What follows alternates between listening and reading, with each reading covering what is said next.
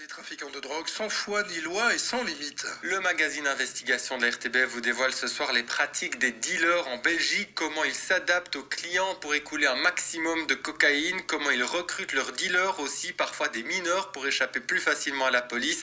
Un trafiquant a accepté de témoigner, il s'est confié sur ses méthodes. Pour préserver son anonymat, ses propos ont été rejoués par un acteur. La rencontre est signée Martin Collier. Nous l'appellerons Adam. Cela fait 20 ans qu'il est dans le trafic de drogue. Adam a commencé adolescent en vendant du cannabis, puis il a grimpé les échelons jusqu'à se faire arrêter. Et pour lui, c'est justement en prison que son business a pris une autre ampleur. Les gens disent que la prison c'est là pour te redresser, mais c'est une connerie. C'est en prison que tu fais les meilleures rencontres, surtout si tu ne collabores pas avec la justice. Tu te fais une bonne réputation, tu rencontres les bonnes personnes, avec des plans solides, c'est ces gens-là qui te lancent. Un business qui a donc démarré en prison. Et le parcours d'Adam n'est pas un cas isolé, comme le confirme l'avocat Nathan Radley. La prison, c'est un risque calculé. C'est un risque qu'ils acceptent parfaitement, car ils savent qu'à la sortie, pour la plupart, on va repartir dans le gouffre de la vente et de la consommation, etc.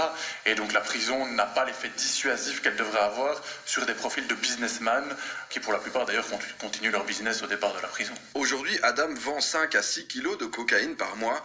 Il en retire entre 15 et 20 000 euros, plutôt confortable comme salaire. Et malgré les risques, il ne compte pas s'arrêter. Franchement, le jeu, il en vaut la chandelle. Parce que le plus important, c'est de pouvoir grandir, tu vois. Et devenir investisseur. Comme ça, t'es plus sur le terrain, tu vois plus la marchandise. Le seul truc que tu vois, c'est l'argent qui rentre. Adam veut donc arriver au top du trafic, un trafic extrêmement rentable.